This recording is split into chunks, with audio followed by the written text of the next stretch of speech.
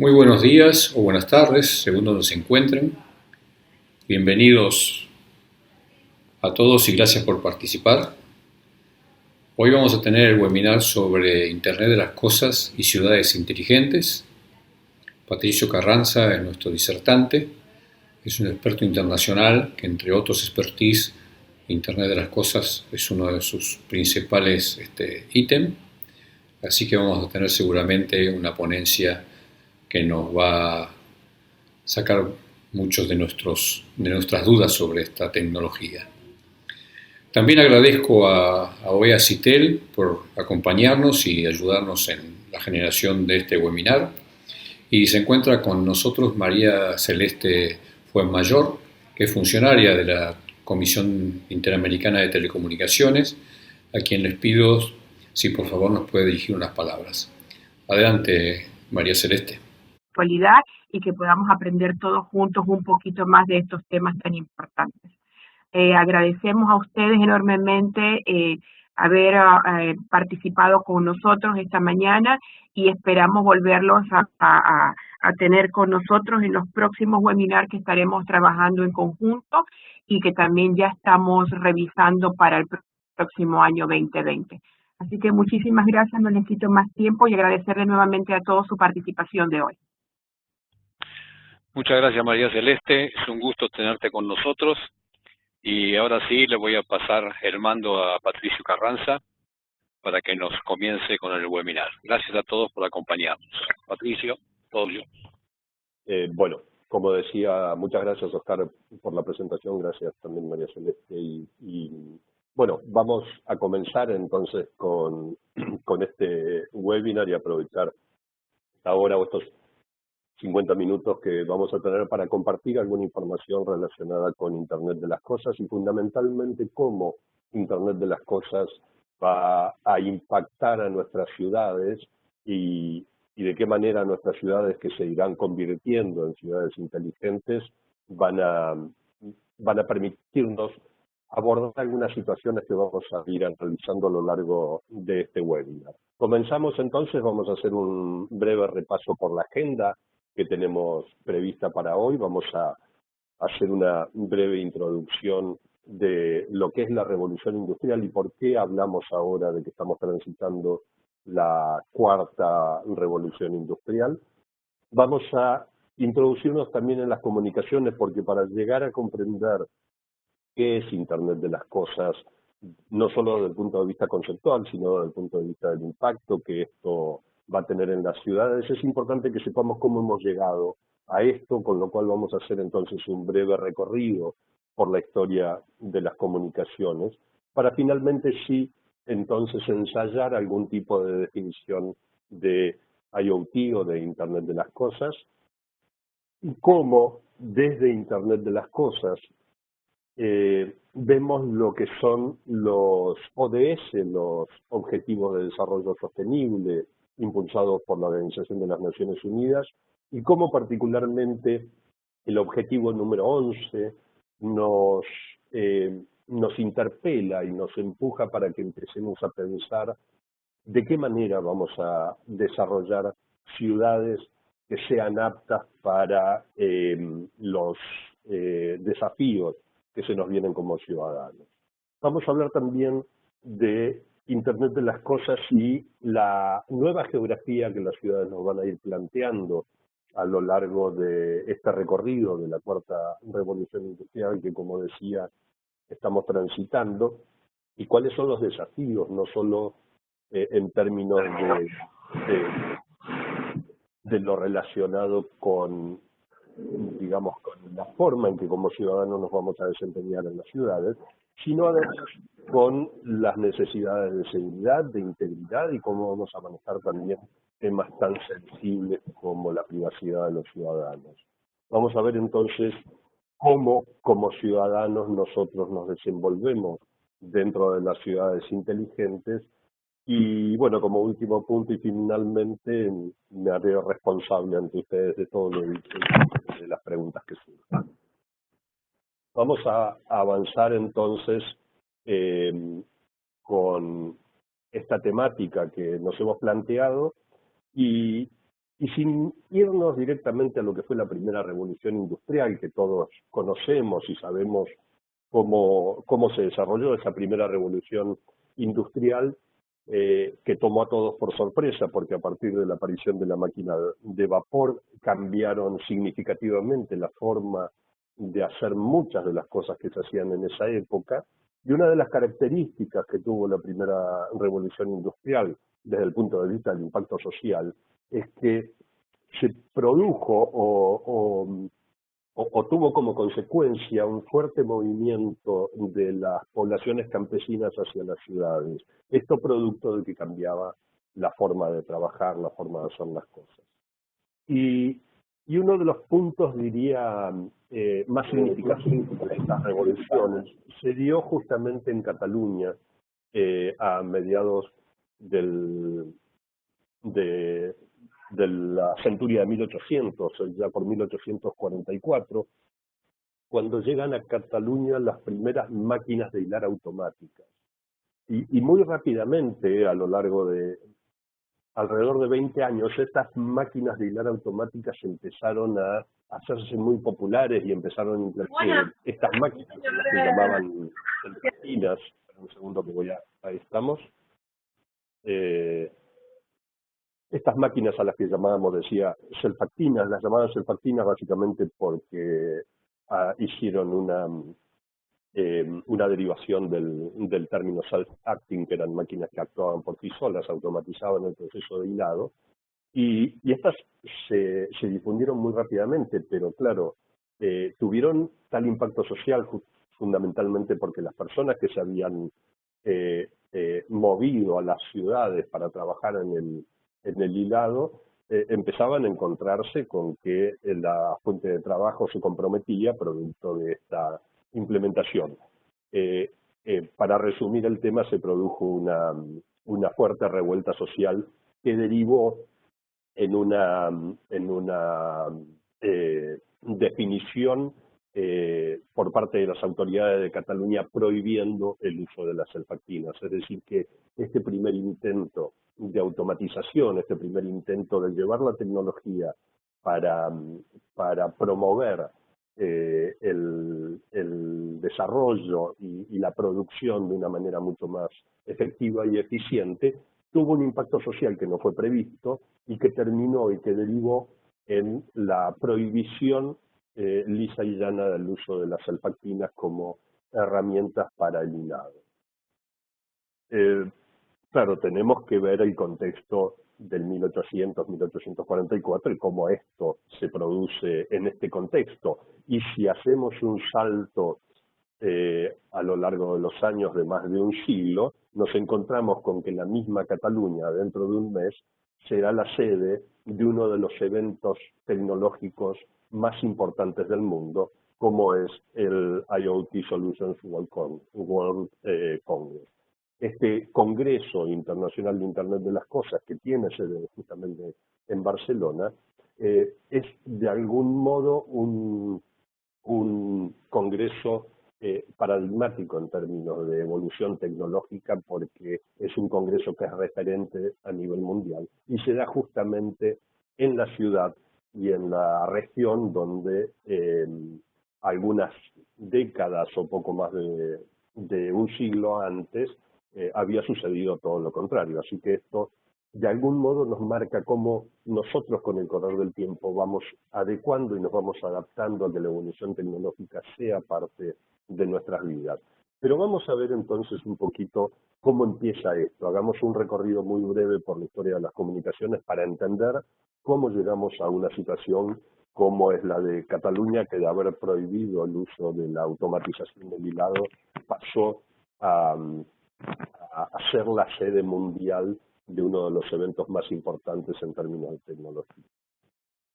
Allá por 1750, un monje francés llamado Jean-Antoine Ollet tuvo una idea, era un monje muy curioso, y tuvo la idea de hacer un experimento, una experiencia, y para eso invitó a todos los monjes de su abadía a que salieran al exterior y formaran un gran círculo.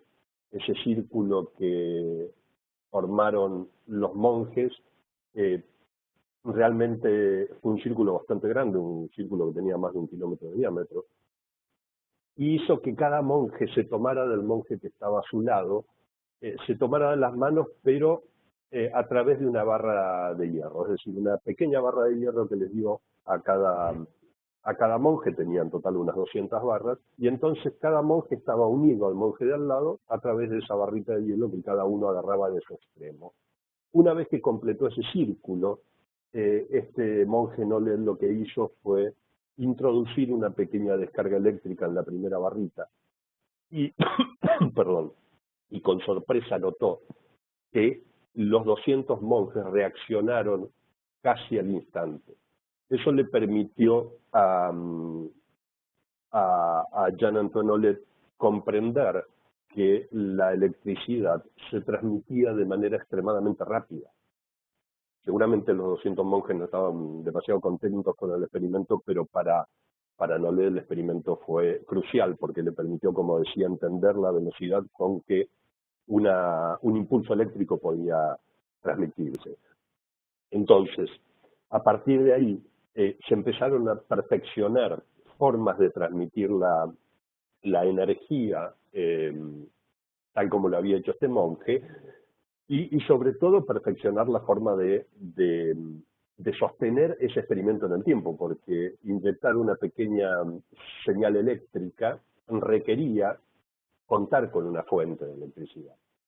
Requería la necesidad de almacenar la fuente de electricidad para poder después utilizarla en modo de señal. Entonces un señor llamado Alessandro Volta en 1800 inventa el primer acumulador que hoy conocemos como la pila de Volta y que fue el predecesor o el precursor de las pilas que hoy todavía utilizamos. Entonces Alessandro Volta logra almacenar la energía eléctrica que después puede ser utilizada para ser transmitida por un medio. Y justamente este primer experimento termina siendo la génesis de lo que conocemos como el telégrafo. El telégrafo, que básicamente es un medio de transmisión a partir del cual se pueden enviar señales eléctricas. El problema con esto es que este medio de transmisión necesitaba un lenguaje. Necesitaba un lenguaje que permitiera que tanto el emisor como el receptor supieran que estaban hablando de lo mismo. Y ese lenguaje fue desarrollado por Samuel Morse. Todos conocemos lo que es el código Morse, hemos sentido hablar de él. El código Morse básicamente es una brillante adaptación del lenguaje o del alfabeto para poder transmitirlo a través de señales eléctricas en forma de puntos, rayas y espacios. Si bien para nosotros la definición del código Morse es un alfabeto que está representado por puntos y rayas, en realidad es bastante más complejo que eso, porque Morse se tomó el trabajo de establecer con mucha precisión cuál debía ser la duración de un punto, la duración de una raya, la duración del espacio entre puntos y rayas dentro de una misma letra, que no es la misma duración entre letras y tampoco la misma duración entre palabras. Es decir, era un alfabeto, o es un alfabeto que fue pensado de manera muy minuciosa para que fuera totalmente efectivo. Alfabeto que se hizo tristemente célebre allá por principios del siglo XX con el hundimiento del Titanic, cuando todos sabemos la historia, el Titanic tuvo que hacer uso de ese famoso término SOS para pedir ayuda y que se hizo muy popular en todos los que alguna vez hemos escuchado hablar del alfabeto Morse. ¿Por qué se utilizaba SOS? Básicamente porque era la forma más rápida de transmitir un mensaje de auxilio, porque SOS son 3 puntos, 3 rayas y 3 puntos. Y a partir de esto, entonces, a partir de que se perfecciona los sistemas de comunicaciones a través del telégrafo y del alfabeto de Morse, entonces llega la necesidad de dejar de lado este nuevo alfabeto para empezar a transmitir la voz. Y entonces quien se encarga de esto, de permitir la transmisión, es justamente Alexander Graham Bell. que en 1876 patenta el primer teléfono, un dispositivo que, utilizando un medio similar al del telégrafo, permite transmitir la voz humana. Es decir, lo que logra es que los interlocutores, en lugar de necesitar comprender un alfabeto que solo era manejado por unos pocos, ahora permitía la comunicación de cualquier persona utilizando simplemente su voz. También tenemos que decir en este punto que, y dando un salto significativo en el tiempo y ya yéndonos a principios del siglo XXI, tenemos que decir que el Congreso de los Estados Unidos arroja a principios del siglo XXI un poco de claridad sobre la historia del teléfono y reconoce en el año 2002 que en realidad el inventor del teléfono fue Antonio Meucci y no Bell. Esto es algo que no muchos conocen, seguimos asociando la invención del teléfono a Bell, cuando en realidad el teléfono fue inventado por Meucci y aparentemente en aquellas épocas el registrar inventos era una tarea un poco más compleja y a lo mejor fue Bell quien tuvo las condiciones prácticas y económicas como para hacerlo, cosa que Meucci en ese momento no podía hacer, y por eso después de haber analizado con mucho detalle la historia de ambos, el Congreso de los Estados Unidos llega en el año 2002 a reconocer que el inventor del teléfono es Antonio Meucci. Siguiendo en este proceso de la historia y entonces ya metidos de lleno en el siglo XXI, tenemos que entender que la tecnología en términos de comunicaciones empieza a inundarnos y empieza a ser parte de nuestras vidas de manera cada vez más progresiva. Y entonces vemos que empezamos a incorporar cada vez con más frecuencia el uso de tecnologías de comunicaciones, y uno de los primeros elementos, digamos, o de los elementos más paradigmáticos en términos del uso de las telecomunicaciones, son nuestros smartphones o nuestros teléfonos celulares, con una característica muy particular. Desde principios del siglo XXI, diría, y hasta el año 2008, hemos tenido una adopción lineal de estos dispositivos de comunicaciones, pero en el año 2008 se produce un punto de inflexión en la humanidad, y este punto de inflexión tiene que ver con que por primera vez en la historia de la humanidad la cantidad de dispositivos conectados supera a la población mundial. Si vemos en este gráfico que estoy presentando en este momento, esta línea casi horizontal representa la población mundial con un muy leve crecimiento a lo largo de los años en relación al crecimiento que se ha ido dando en la adopción de los dispositivos conectados, que ha sido progresiva y lineal hasta el año 2008, pero a partir del 2008 se convierte en una curva exponencial, porque la adopción de las nuevas tecnologías, además, tiene otra característica. Los seres humanos empezamos a adoptar las nuevas tecnologías hasta 5 veces más rápido que las tecnologías tradicionales, como lo fue la electricidad o la telefonía tradicional.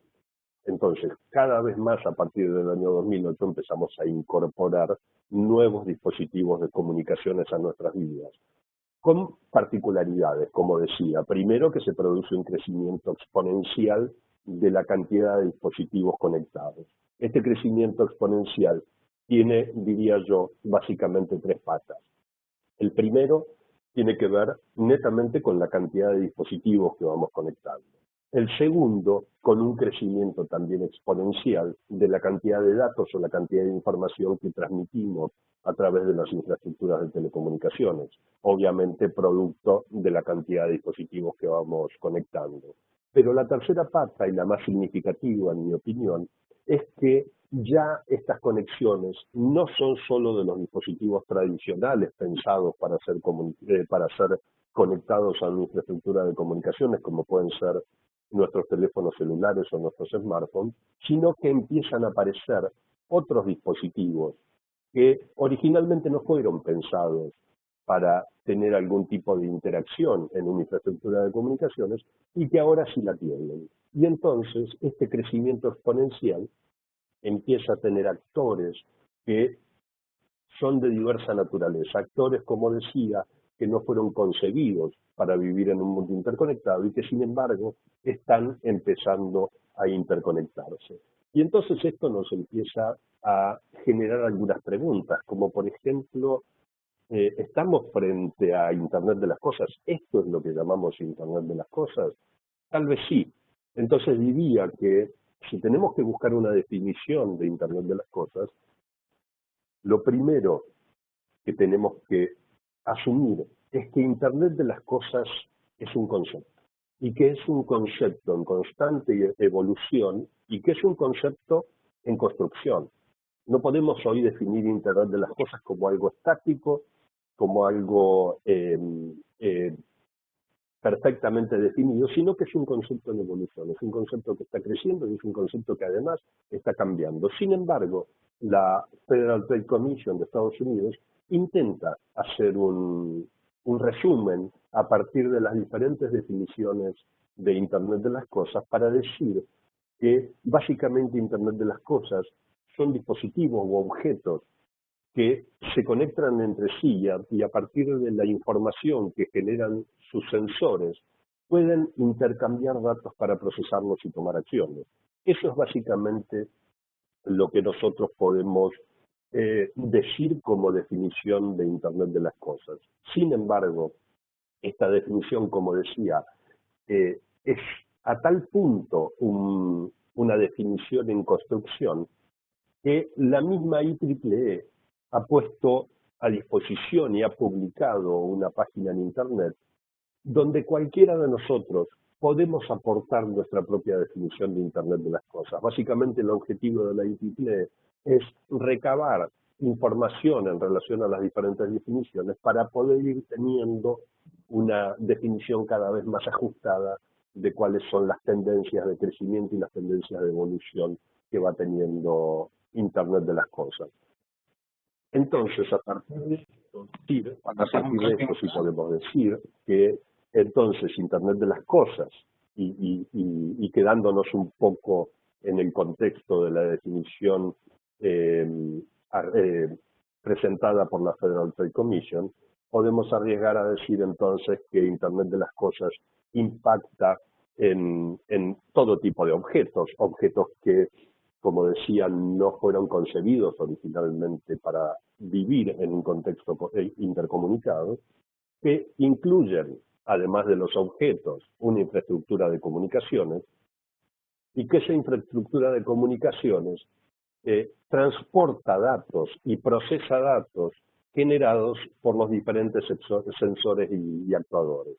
Entonces, en cierto modo, deberíamos decir que Internet de las cosas es este concepto que tiene estas cuatro patas que están compuestas por los objetos, las infraestructuras de comunicaciones, el procesamiento de los datos y los sensores y actuadores que lo conforman. Cuando vemos entonces y cuando profundizamos en la definición de Internet de las cosas, empezamos a pensar, o al menos a mí me sucede, que esto empieza a cambiar de algún modo la forma en que nosotros vemos la infraestructura de comunicaciones, porque cuando nació Internet, cuando empezamos a tener esta red de redes como una forma masiva de comunicarnos, quienes estábamos generando información y quienes éramos los usuarios privilegiados de esta infraestructura de comunicaciones, éramos los seres humanos. En toda la red o en toda la infraestructura de comunicaciones propuesta por Internet, quienes estamos en los extremos produciendo información o siendo receptores de esa información, somos los seres humanos. Lo que plantea Internet de las cosas es que estos actores cambian, nosotros dejamos de estar en los extremos de este proceso para ser reemplazados por los objetos, y son los objetos los que empiezan a interactuar a través de esta infraestructura, generando información y siendo además los receptores de esta información. ¿Cómo empezamos a introducir esto entonces en este siglo XXI que nos plantea como paradigma cambios realmente significativos?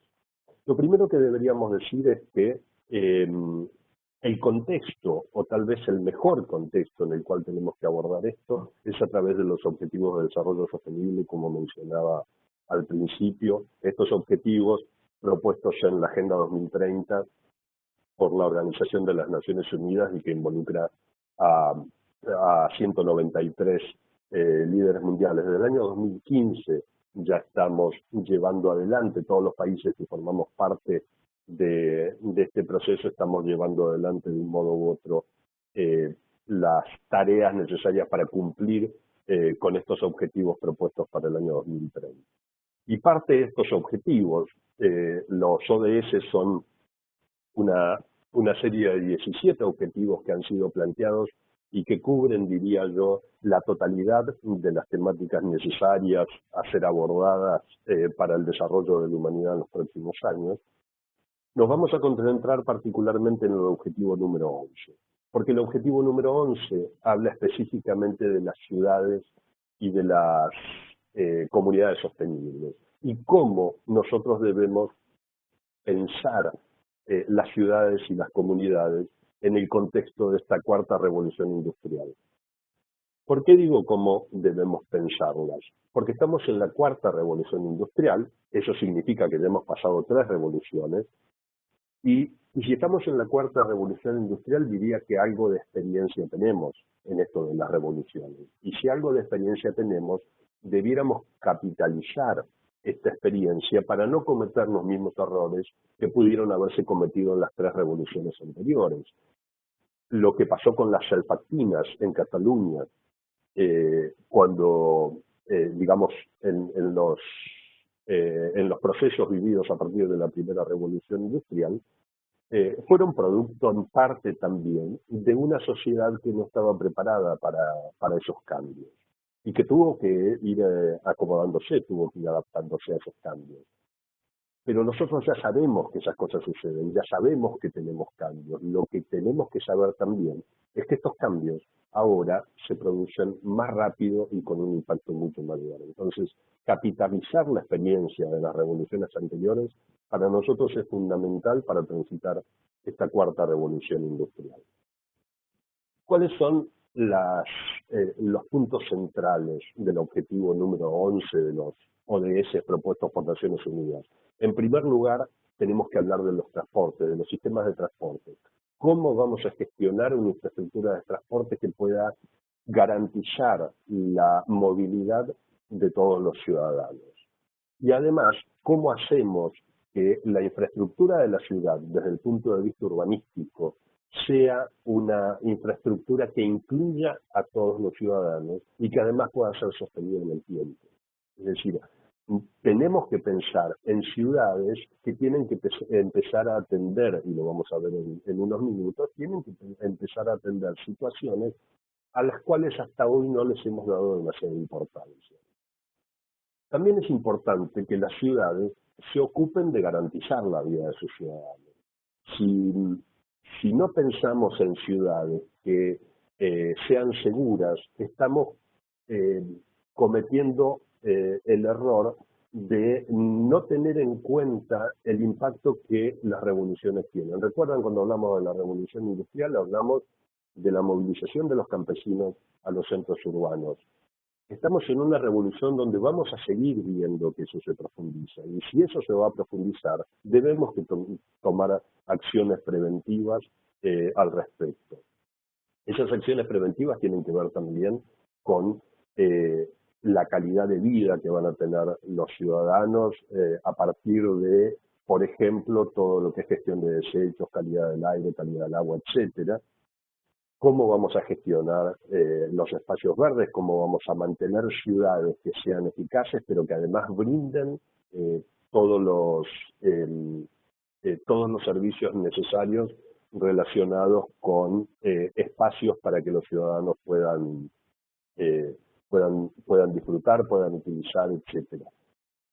Por otra parte, por supuesto, mantenemos el concepto de seguridad e inclusión en todos estos aspectos.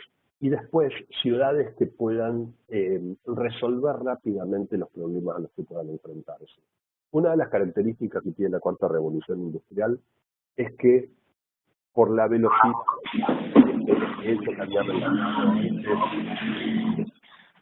este hecho que había mencionado antes de que nos enfrentamos a un crecimiento exponencial. Es decir, que las cosas crecen más rápido y se producen en menor tiempo.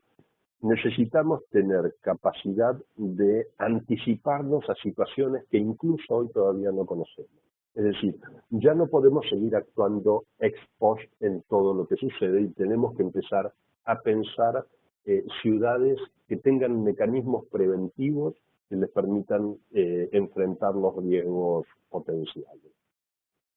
¿Cuáles serían entonces en líneas generales los tipos de servicios que dentro de una ciudad esperaríamos tener en un contexto de Internet de las Cosas? Recordemos que cuando hablamos de un contexto de Internet de las Cosas, estamos asumiendo que dentro de este nuevo paradigma nosotros dejamos de ser los actores principales para que sean los objetos quienes a partir de procesos que vamos a ver en unos minutos empiecen a gestionar todo lo que hoy depende de los seres humanos. Si analizamos entonces cómo debiera ser una ciudad inteligente, lo primero que deberíamos tener presente son los espacios verdes. Los espacios verdes que tienen que ver, que son necesarios no solo para el esparcimiento de los ciudadanos, sino porque además son aquellos que nos van a permitir equilibrar todo lo relacionado con la calidad del aire, con la gestión ambiental, etcétera. Y además, todo lo relacionado, como dije, con la calidad de vida de los ciudadanos. Entonces, tener sensores como el que estamos viendo aquí, distribuidos dentro de una ciudad, estos sensores podrían estar midiendo constantemente los niveles de contaminación, tanto a nivel de contaminación ambiental como sonora, podrían estar midiendo de qué manera la ciudad se va comportando como un ser vivo en sus diferentes sectores y en qué momentos es necesario tomar algún tipo de acción para garantizar la calidad de vida del ciudadano si se detectan algunos valores que están por fuera de los parámetros preestablecidos. Y aquí es donde la ciudad tiene que tener la capacidad de reaccionar de manera automática y para esto es que debemos pensar en las soluciones de Internet de las Cosas dentro de las ciudades. La gestión del transporte es otro de los elementos fundamentales. Ya estamos dejando de pensar progresivamente en la compra de vehículos como capacidad de transportarnos para empezar a pensar en la movilidad como un servicio de transporte. Es decir, yo ya no voy a buscar en el futuro comprar un automóvil, lo que voy a buscar es comprar movilidad. Y esa movilidad me la van a dar diferentes tipos de servicios, incluido el transporte público, en la medida en que sea un transporte público altamente eficaz y eficiente. Entonces, sensores que permitan al transporte público funcionar a partir de la información de este, diría entre comillas, ser vivo que es la ciudad, es lo que Internet de las Cosas nos permite obtener. Porque hoy, en la mayoría de las ciudades, los sistemas de transporte público son sistemas que están programados de una manera, que funcionan de manera sistemática, de la misma forma, con las mismas frecuencias, etcétera. Y si tuviéramos soluciones que permitan censar y medir qué es lo que sucede con los ciudadanos en las diferentes regiones de la ciudad, entonces el transporte público podría estar constantemente reconfigurándose en función de las necesidades de los ciudadanos, y no que los ciudadanos tengan que adaptarse a las características del transporte público. Esta es otra de los beneficios o de los objetivos que se buscan para facilitar la vida de los ciudadanos en las ciudades. Otro de los elementos fundamentales es el tema de los sensores de estacionamiento, la capacidad que podemos tener en una ciudad inteligente de que si vamos en nuestro vehículo y tenemos que estacionar, que la ciudad nos diga rápidamente dónde tenemos un lugar libre para estacionar y que no estemos dando vueltas buscando dónde estacionar. Hay algunos estudios que determinan que el 30% del combustible consumido en una ciudad se consume buscando un lugar para estacionar. Es una barbaridad, es una locura. Entonces, una una solución de esta naturaleza permitiría reducir los niveles de contaminación producto del consumo de combustibles fósiles me refiero, permitiendo que los vehículos rápidamente encuentren un lugar donde estacionar a partir de los sensores de estacionamiento disponibles en toda la ciudad. Lo mismo sucede con la gestión de semáforos. Estar detenido consumiendo combustible en una esquina donde por la calle transversal no está pasando nadie, tampoco es demasiado eficiente. Entonces, un sistema de semaforización eficiente, construido a partir de una solución de Internet de las Cosas que se vale de sensores para conocer los flujos de tráfico, permitiría agilizar el tráfico dentro de la ciudad. Lo mismo sucede con la gestión de iluminación en términos de consumo de energía, mantener una iluminación que sea acorde a las necesidades que tiene la ciudad, de nuevo como ser vivo, entendiendo dónde están las mayores concentraciones de población, entendiendo dónde hay mayor tráfico o menor tráfico y cuáles son las necesidades de iluminación, incluso a partir de... Y finalmente el tema de la gestión de los residuos como uno de los componentes vitales, porque obviamente la producción de residuos dentro de una ciudad es algo que debe ser claramente administrado de manera lo más eficiente posible. Así que acá es donde tenemos mucho también por hacer en términos de este ODS 11 para lograr una ciudad altamente. La pregunta que cabe hacernos ahora es, ¿por qué necesitamos ciudades tan eficientes? ¿Por qué necesitamos ciudades que tengan que tener sensores, que tengan que tener soluciones de Internet de las Cosas que permitan a los ciudadanos vivir de esta manera? Básicamente por lo que decía al principio, lo mismo que sucedió en la primera revolución industrial. Las poblaciones o las personas, mejor dicho, la población mundial tiende a concentrarse en ciudades.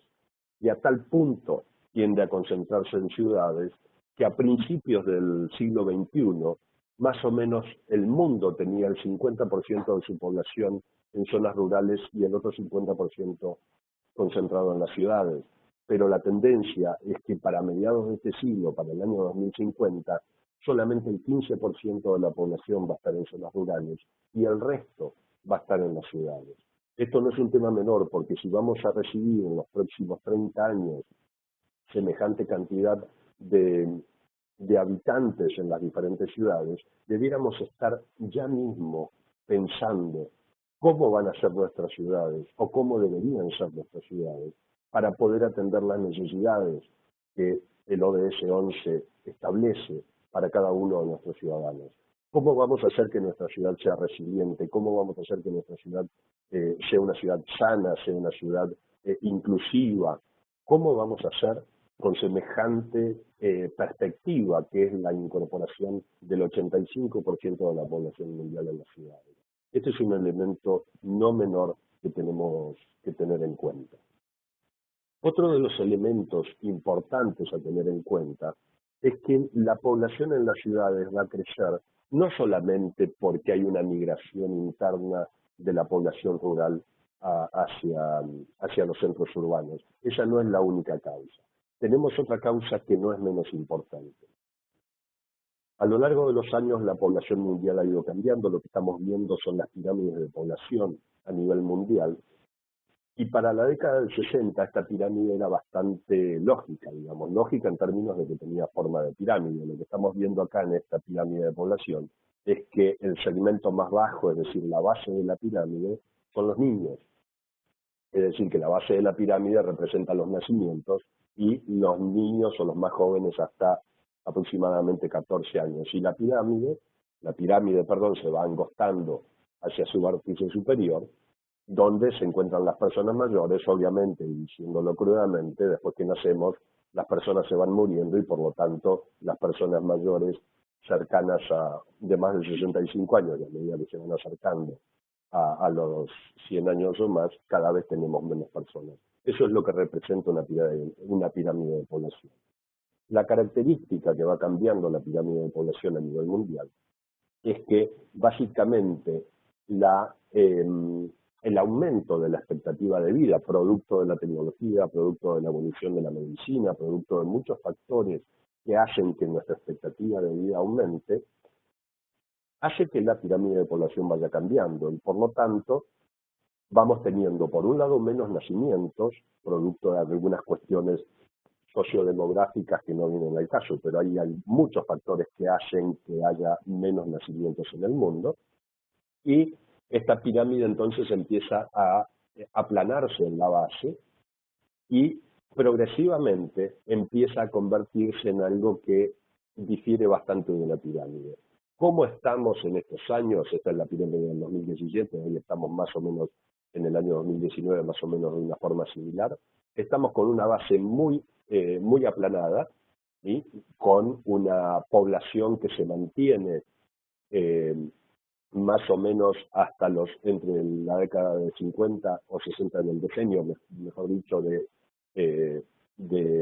los 50 o los 60 años, y con una población que se va envejeciendo. Es decir, lo que vamos viendo con esta característica poblacional es que el aumento de la expectativa de vida más la reducción de los nacimientos hace que la población empiece a envejecer. Entonces, cuando hablamos de que en las ciudades vamos a tener cada vez más personas, no significa solo una migración interna de la población rural hacia el centro urbano, sino que además, para decirlo de manera muy cruda, las personas en las ciudades se van a morir cada vez menos. Y eso hace que la población obviamente vaya aumentando. ¿A qué nos enfrentamos hoy? En el año 2019 a nivel mundial se produjo un hito que no había sucedido nunca en la historia de la humanidad.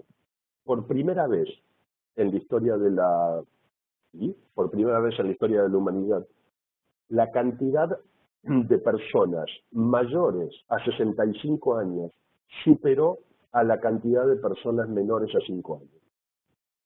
Esto quiere decir que vamos a tener a lo largo de los años cada vez más personas mayores y cada vez menos personas jóvenes. Esto tiene, desde el punto de vista sociodemográfico, un impacto importantísimo. No solo porque la población mundial irá envejeciendo. Cuando digo envejeciendo, digo que vamos a tener cada vez más personas mayores óptima. Es decir, que estamos hablando de personas de 70, 80, 90 años que están en perfecto estado de salud, que están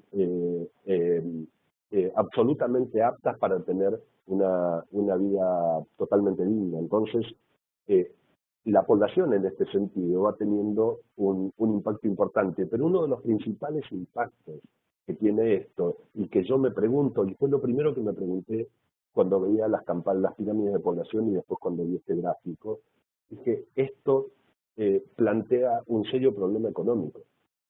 Porque lo que yo me pregunto es, las personas que se van jubilando y que hoy cobran su jubilación a partir de los aportes de la población económicamente activa, se van a ver en un problema, porque cada vez vamos a tener una población económicamente activa más reducida y vamos a tener una población mayor y pasiva que no va a tener ingresos suficientes por parte de los aportantes, porque como vimos, nuestras pirámides de población están tendiendo a invertirse. Esto desde el punto de vista económico es un problema. Entonces, las ciudades, Internet de las cosas y esta cuarta revolución industrial que estamos transitando, nos impulsa y nos interpela en otro sentido también. ¿Cómo deben cambiar las economías? ¿Podemos pensar en una cuarta revolución industrial que cambia todo menos la forma en que nos manejamos económicamente? Yo creo que no. Creo que de la misma manera en que somos disruptivos y que somos creativos, pensando en la incorporación de tecnología para mejorar la calidad de vida, tenemos que ser creativos también para pensar nuevos modelos económicos que nos permitan vivir en un mundo que está cambiando significativamente respecto al mundo que hasta ahora hemos conocido. No podemos esperar a ver qué pasa, no podemos quedarnos como espectadores pasivos de esta situación, porque nosotros estamos aquí, pero ya sabemos que las proyecciones nos van diciendo que las personas mayores van a estar cada vez más presentes, van a ser personas además demandantes porque van a ser usuarios, van a ser consumidores, ¿sí? Y por otra parte, vamos a tener una población joven que se va a mantener en una relación proporcional cada vez más reducida. Hay algunas cosas que podríamos ensayar y que quiero compartir con ustedes en este sentido. Me voy a probar un poco porque no nos está quedando mucho tiempo, pero quiero ensayar algunas cosas, algunas soluciones. Lo que estamos viendo en pantalla es el sistema público de bicicletas de la Ciudad de Buenos Aires. Muchas ciudades en el mundo tienen servicios públicos de bicicletas para que sus ciudadanos puedan moverse a lo largo de la ciudad.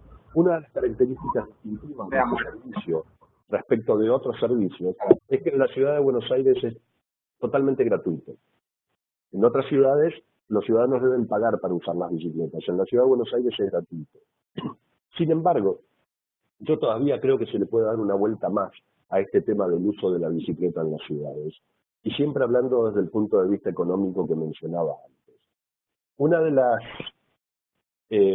características que tiene este servicio en la Ciudad de Buenos Aires es que me permite a mí como ciudadano calcular cuál es el ahorro total en dióxido de carbono que le hago a la ciudad utilizando un medio de transporte como una bicicleta. Entonces, si yo hago este cálculo para la cantidad de kilómetros que recorro en un mes, por ejemplo, usando transporte público para ir a mi trabajo o utilizando mi auto para movilizarme, y esa cantidad de kilómetros la reemplazo por la misma cantidad de kilómetros en bicicleta, yo puedo hacer un cálculo de cuál es la cantidad de dióxido de carbono que le estoy ahorrando, es decir, estoy reduciendo la huella de carbono de mi ciudad porque como ciudadano estoy aportando, dejando de utilizar un medio de transporte que consume combustibles fósiles para utilizar la bicicleta. La bicicleta no solo reduce el impacto de la huella de carbono, sino que además mejora mi salud. Con lo cual, si mejora mi salud, entonces yo no voy a necesitar del sistema público de salud tanto como lo necesitaba antes porque me voy a enfermar menos.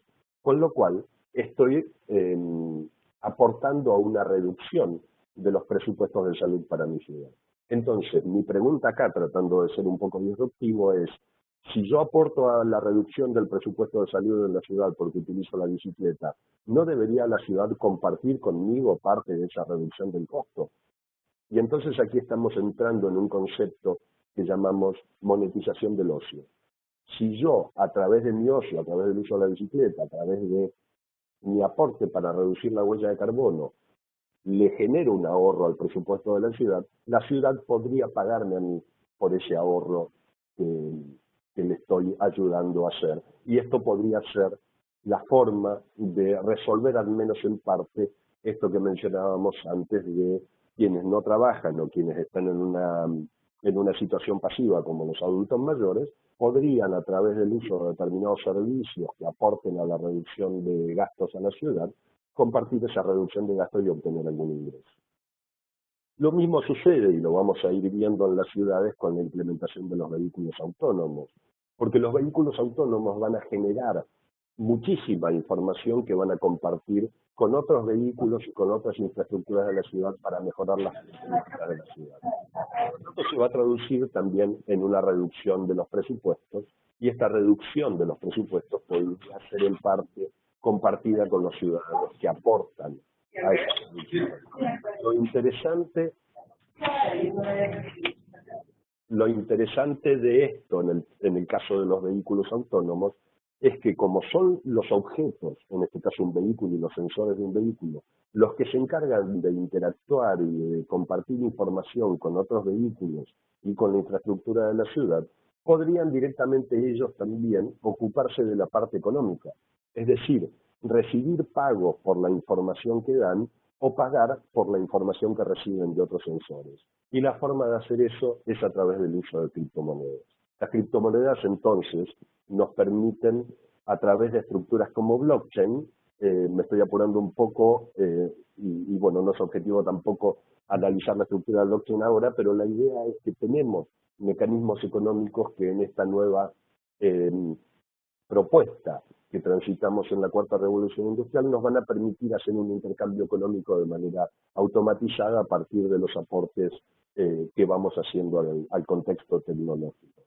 De la misma manera, y para resolver estas situaciones en un contexto de Internet de las Cosas, podríamos decir que en lugar de blockchain podríamos utilizar otro tipo de moneda, como por ejemplo IOTA.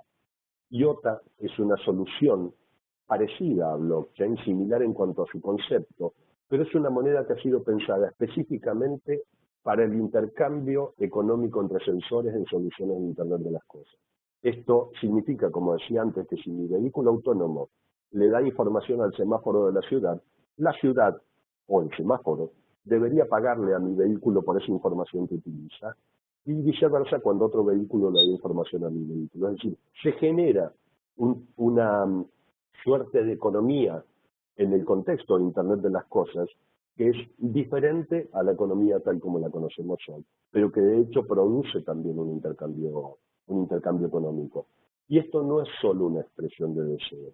En Europa ya tenemos un marketplace de sensores, donde diferentes sensores, por ejemplo meteorológicos, generan información e intercambian información entre ellos y además le ponen precio a esa información. Y entonces entre ellos establecen microcontratos para poder pagarse con IOTAs. Lo que estamos viendo acá en pantalla, por ejemplo, es el precio de un sensor de una estación meteorológica. Y aquí abajo tenemos información publicada del precio en IOTAs de este sensor, de forma tal de que si cualquier otro sensor necesita información de ese sensor, se la puede solicitar automáticamente y además pagársela en IOTAs, que es esta criptomoneda que permite hacer este intercambio económico. En resumen, ciudadanos dentro de una ciudad inteligente, como ciudadanos que cada vez vamos a ser más y que cada vez vamos a necesitar más de los servicios de la ciudad para tener una vida digna, una vida inclusiva dentro de la ciudad, vamos a ser ciudadanos conectados, vamos a ser ciudadanos que además debemos tener una actitud y una participación activa dentro de la ciudad, no solo porque nosotros vamos a generar información para la ciudad, sino porque toda la infraestructura de la ciudad debe ser pensada en función de nuestro propio bienestar. En este contexto debemos ser muy celosos también de cuestiones relacionadas con la seguridad, cuestiones relacionadas con la privacidad y con la integridad de nuestros datos personales. Aquí es donde hago un punto final, quiero hacer una mención final a todo lo relacionado con las regulaciones, con las normativas. No podemos pensar ciudades inteligentes solamente desde la visión de la tecnología. Una ciudad inteligente tiene que tener una visión en un contexto que debe ser normado, un contexto que tiene que surgir también del compromiso de las autoridades y que tiene que surgir también del consenso de los ciudadanos. Debemos tener normativas, debemos tener mucho cuidado con que todo lo que pensemos en el contexto de una ciudad inteligente tenga el respaldo legal y el respaldo normativo que garantice que los ciudadanos vivan lo que habíamos mencionado antes en los ODS, de una ciudad segura, de una ciudad inclusiva, de una ciudad que les brinde salud. Me apuré un poquito al final porque estamos ya en la hora de cierre, pero esto es lo que quería compartir con ustedes y entonces, bueno, ahora quedo a disposición para cualquier pregunta, duda o obviamente cualquier reclamo. Muchísimas gracias en primer lugar por la atención a todos. Bueno, quedo a disposición, Oscar, no sé si querés compartir alguna de las preguntas, si es que hay preguntas o comentarios. Ahí hay una pregunta de Antonio que dice, ¿cuál es el costo-beneficio con relación a la privacidad de los datos personales? El tema de la privacidad de los datos personales yo no lo vería en principio desde el punto de vista de la relación costo-beneficio. El tema de los datos personales es una cuestión un poco compleja para responderla en un minuto. Primero, porque deberíamos ponernos de acuerdo en qué es un dato personal. Cuando, por ejemplo, en Argentina se sancionó la Ley de Protección de Datos Personales a principios del siglo XXI, se sancionó en función de lo que en ese momento se entendía como datos personales.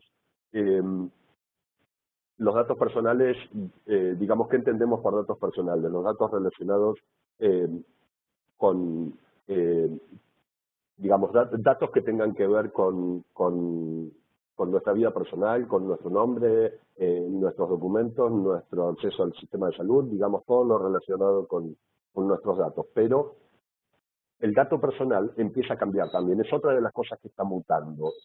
Si analizamos, por ejemplo, lo que pasa con Google Maps en nuestros teléfonos, todos nosotros tenemos smartphones y seguramente si tenemos activada la función de recorridos con Google Maps está tomando a través del GPS información de dónde nos encontramos. Mi pregunta es, ¿eso es un dato personal? Si alguien tiene información de dónde yo estoy en este momento, ¿eso es un dato personal? Entonces, esa es la primera pregunta que me haría. Redefinir lo que son los datos personales y a partir de eso establecer, para responder a la pregunta de costo-beneficio, a partir de eso establecer las normativas. Porque hay datos personales que deben ser privilegiados y otros datos personales que yo como individuo podría o debería tener la potestad de definir si quiero utilizarlos públicamente, quiero venderlos o quiero intercambiarlos por otro tipo de beneficios. Entonces, sé que no estoy contestando exactamente a la pregunta en relación a costo-beneficio, pero es importante que a partir de esta pregunta nos interpelemos en relación a qué son los datos personales y qué es lo que debemos proteger y qué no. ¿Qué deben hacer los reguladores de las telecomunicaciones para propiciar ciudades inteligentes e incluyentes? Los reguladores tienen mucho por hacer. En primer lugar, tiene que ver con entender que Internet de las cosas no es Internet. No se trata solo de conectar cosas a Internet, porque Internet es una red que ya, como ya lo dijimos, es una red de redes que utilizan las personas. Pero Internet de las cosas es comunicación entre objetos. Y entonces tenemos protocolos de comunicación y tenemos redes que están orientadas específicamente a soluciones de Internet de las cosas. Entonces, para responder esa pregunta diría, lo primero que tienen que hacer los reguladores es pensar qué infraestructura de comunicaciones necesitan las ciudades. Y que diría, por ser un poco salvaje en la respuesta, diría, nada tiene que ver con Internet. La infraestructura de comunicaciones que necesita una ciudad para tener soluciones inteligentes y de Internet de las cosas es bien diferente a la infraestructura de Internet. Es una infraestructura que tiene que ver con datos móviles, con 5G, con redes LoRa, con diferentes protocolos LPWAN, en fin, tenemos diferentes protocolos que son específicos para soluciones de Internet de las cosas que la mayoría de las ciudades hoy no tienen y que deberían pensar en tener, pero para poder tenerlas, los reguladores, los formuladores de políticas públicas tienen primero que definir qué tipo de infraestructuras necesitan sus ciudades. A ver si tenemos algo más. Agradecimientos a todos los que me agradecen, les agradezco yo también. A ver. ¿Qué tipo de reglas pueden regular el pago de datos entre sensores? Hoy ya existen esas reglas porque los sensores están intercambiando criptomonedas. Entonces diría que más que pensar en regulaciones para los sensores, lo que hay que pensar es, y que deben pensar todos los países, es, bueno, ¿cómo regulamos o cómo gestionamos el tema de las criptomonedas? Porque las criptomonedas han venido también un poco a cambiar, un poco a mover la estantería y a cambiar un poco cómo se mueve el mercado financiero y cómo se maneja el tema de las diferentes monedas. Entonces, yo diría que no solo pensando en los sensores, sino más bien pensando en las criptomonedas, es ahí donde tenemos que hacer foco. El tema del uso de las criptomonedas como IOTA por parte de los sensores es algo que va a venir por defecto, digamos, a partir de que se defina claramente cómo es el uso de las criptomonedas. De todos modos, las criptomonedas hoy están difundidas, hoy funcionan de manera legal, hay diferentes organizaciones que trabajan con las criptomonedas, que las compran, las venden, tenemos wallets que podemos utilizar en nuestros smartphones que nos permiten también hacer pagos o recibir pagos con criptomonedas. Así que es un mundo que tarde o temprano, y nos guste o no, se va a meter entre nosotros y tenemos que pensarlo y adaptarnos rápidamente a eso. Hay una relación, podemos partir del caso Cambridge Analytica, sí es cierto, pero insisto, independientemente de Cambridge Analytica, insisto en que tenemos primero que tener una discusión para definir exactamente a qué le llamamos datos personales en el año 2019 y a qué le vamos a llamar datos personales en el año 2050. Tenemos que empezar a pensar esas cosas. Gracias por la presentación. ¿Para cuándo está previsto que las ciudades estén automatizadas y qué pasará con aquellos pueblos pequeños que no serán automatizados a la misma velocidad? Las revoluciones como la primera revolución industrial se desarrollan a lo largo del tiempo, no es algo que se hace en un día y es algo que se va dispersando y que se va desparramando por capilaridad, diría, y como pasa con todas las cosas. La ventaja y la contra que tenemos en esta cuarta revolución industrial es que todo sucede más rápido. Lo que antes sucedía en 100 años, hoy sucede en 5 o en 10. Entonces, las ciudades progresivamente tienen que ir incorporando estos servicios, porque si no van a encontrarse muy rápidamente en una situación caótica.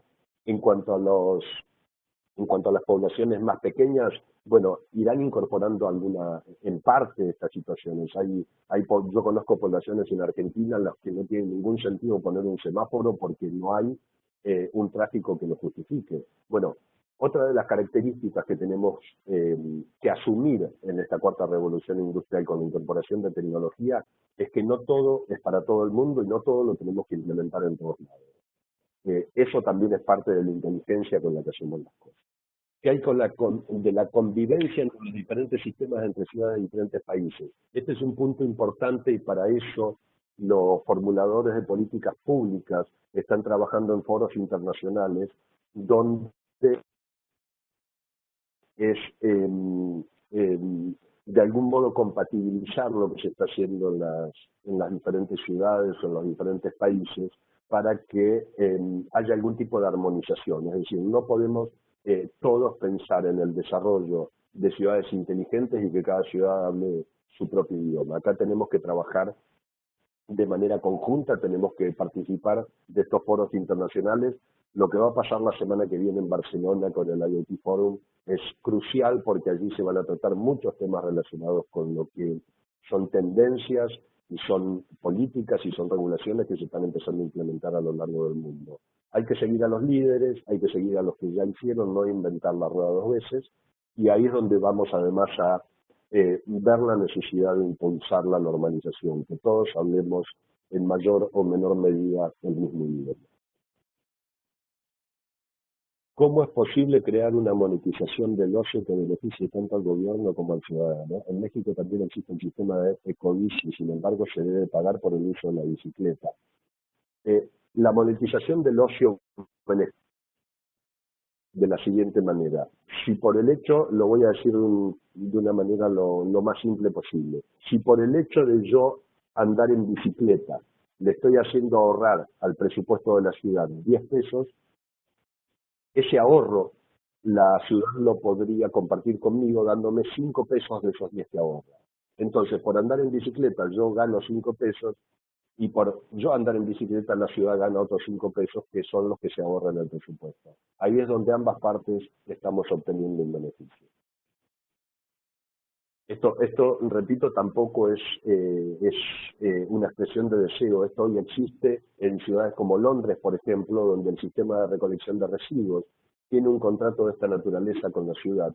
Y entonces el sistema de recolección de residuos le hace ahorrar a la ciudad un volumen importante de combustible con los camiones de recolección de residuos, y la empresa cobra parte del ahorro que tiene la ciudad de Londres. ¿Algún comentario sobre el gravamen de impuesto a la monetización de la información? Por ejemplo, en el marketplace de sensores. Bueno, algo de esto más o menos respondí. Las regulaciones tienen que estar dadas no en el contexto de los sensores, sino en el contexto de la utilización de criptomonedas. Allí es donde seguramente se irá evolucionando para que las criptomonedas empiecen a ser de algún modo o no, la verdad que no lo sé, pero de algún modo, como hoy estamos acostumbrados al dinero fiduciario, es decir, a la moneda papel que hoy utilizamos todos y que todo ese intercambio incluye toda la estructura de gravámenes e impuestos. Bueno, en el tema de criptomonedas probablemente también se llegue a alguna situación de esa naturaleza.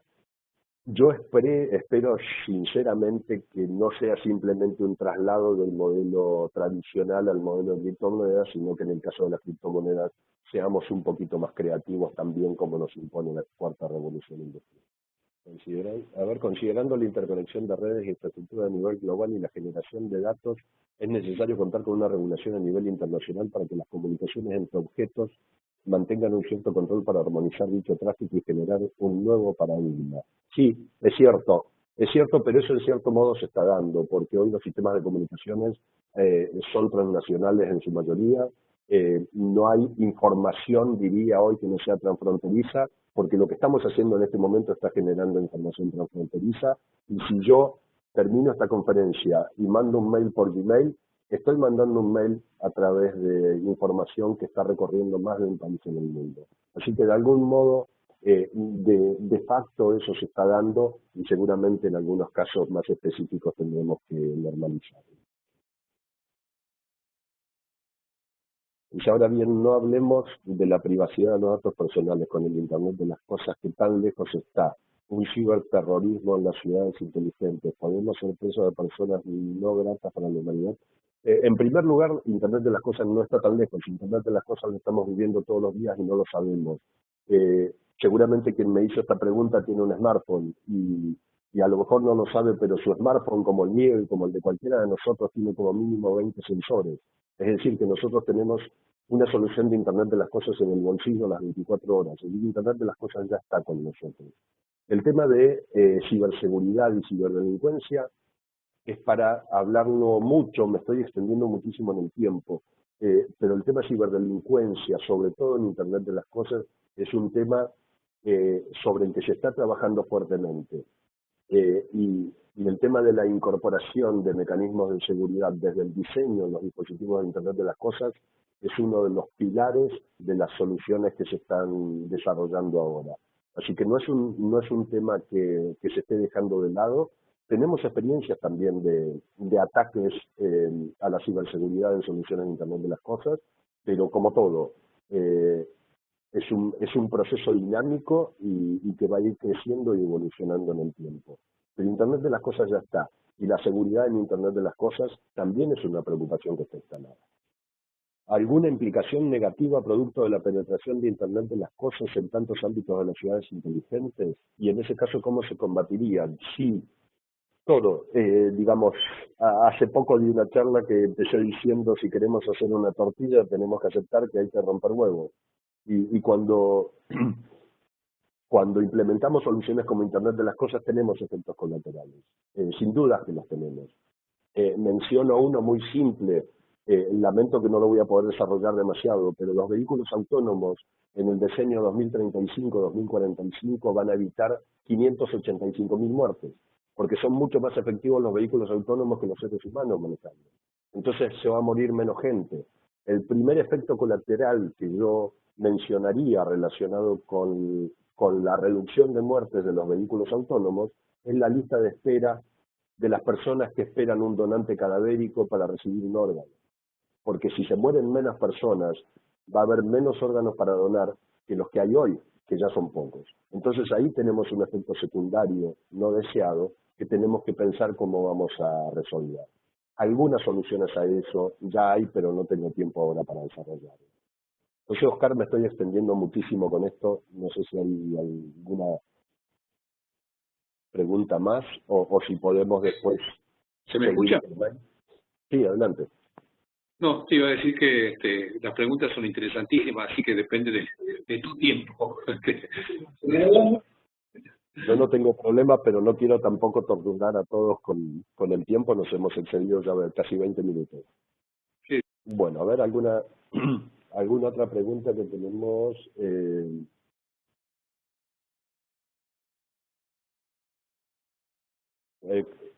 A ver, cuando en una ciudad existe una infraestructura base y amplitud de penetración de Internet, ¿cuál sería el siguiente paso? ¿Existe una hoja de ruta o modelo a seguir para conseguir el desarrollo de la ciudad inteligente? Hay modelos a seguir y y además repito, Internet no es Internet de las cosas. Yo lamento que Internet de las cosas tenga la palabra Internet en su nombre porque nos hace suponer que estamos hablando de un apéndice de Internet y en realidad la palabra Internet en Internet de las cosas tiene que ver con una red de redes de cosas. Por eso se utiliza la palabra Internet, no porque Internet de las cosas necesite utilizar la infraestructura de Internet para existir. De hecho, no es así. Y de hecho, la infraestructura de telecomunicaciones e Internet de las cosas poco tiene que ver con Internet. Son infraestructuras de comunicaciones con protocolos diferentes, con formas de comunicación diferentes, con necesidades diferentes. 5G, por ejemplo, va a ser una de las infraestructuras de comunicaciones que va a utilizar Internet de las cosas, y 5G no es Internet claramente. Pero terminando de responder la pregunta también, ¿qué modelos a seguir para ciudades inteligentes? Hay modelos, yo empezaría primero con los ODS, con el ODS 11 y los ítems propuestos dentro de ese objetivo por Naciones Unidas para establecer qué es lo que queremos que sea o cómo queremos que sea nuestra ciudad. Y una vez establecido eso, ver cuáles son las necesidades de infraestructura, cuáles son las proyecciones de lo que va a ser nuestra ciudad dentro de 10, 20, 50 años, porque sabemos, ya lo hemos dicho, que para el 2050 va a crecer por lo menos un 35 o 40% más. Entonces, ¿cómo vamos a atender esas necesidades? Después, las implementaciones tecnológicas, esa es la parte más fácil, porque las soluciones tecnológicas ya existen. Ya existen soluciones para recolección de residuos, existen soluciones para transporte inteligente, para semaforización inteligente, para control medioambiental. Todo eso desde el punto de vista tecnológico existe. Yo diría que lo primero es preguntarse qué tipo de ciudad queremos, cómo lo vamos a desarrollar y cuáles son las normativas, las políticas públicas que vamos a implementar, siempre pensadas en la inclusión y la seguridad y la salud del ciudadano. La preocupación, otra pregunta, la preocupación en el uso de datos que pertenecen, perdón, repito, la preocupación en el uso de datos que pertenecen a los seres vivos y que son obtenidos por los IoT, no solo datos personales. ¿Cuál es su opinión en la protección de estos datos? Mi opinión, como dije hace un rato, es que primero tenemos que sentarnos a definir seriamente qué son los datos personales y que no son los mismos que pensábamos en la década del 90. Perdón. Tenemos que definir entonces datos personales. Cuando yo tenga un vehículo autónomo repleto de sensores que generen infinidad de datos, un estudio de Intel dice que cada vehículo autónomo por día va a producir 1 terabyte de información. 1 terabyte de información por día. Es un montón de información. Mi pregunta es entonces, de toda esa información, ¿qué información puedo considerar que es un dato personal, un dato que involucra mi intimidad? Entonces ahí es donde tenemos que empezar a trabajar sobre todo desde las normativas, y esto va a ser un proceso dinámico. La pregunta termina diciendo cuál es mi opinión. Mi opinión es que no tengo una opinión formada, porque creo que es un proceso dinámico donde lo que yo pensaba que era un dato personal, o mejor dicho, lo que yo pensaba en la década del 90 que no era un dato personal, hoy estoy convencido de que sí lo es. Entonces, es un proceso dinámico donde vamos a tener que ir formando y adaptándonos para que esa información siempre sea tratada en términos de la seguridad y la privacidad del ciudadano. Hoy hay discusiones muy fuertes con el tema de las cámaras que permiten hacer identificación biométrica en la vía pública, porque eso atenta contra la privacidad de las personas. Pero por otro lado, yo me pregunto, las mismas personas que se quejan o que promueven que se prohíban esas identificaciones biométricas en la vía pública, se pasan el día publicando fotos de su familia en Facebook. Entonces, tenemos que ver cómo vamos a ir gestionando de manera coherente, sólida y diría prolija este tema de la gestión de los datos personales. Porque por otra parte, como ciudadano a mí me interesa que el Estado me proteja, a mí me interesa que mi ciudad me proteja. Entonces, tenemos ahí un umbral que se va a ir corriendo constantemente. Creo que nuestro desafío acá principal va a ser qué tan flexibles somos y qué tan capaces somos para predecir el futuro. De eso se trata. Ya no podemos seguir regulando ex post, no podemos seguir regulando sobre lo que ya pasó. Tenemos que ejercitar la capacidad de establecer regulaciones para el futuro, para cosas que todavía ni siquiera sabemos cómo van a ser, de forma tal de que podamos prepararnos para cuando esas situaciones lleguen. Creo que ahí va a estar la clave. Una más y cortamos.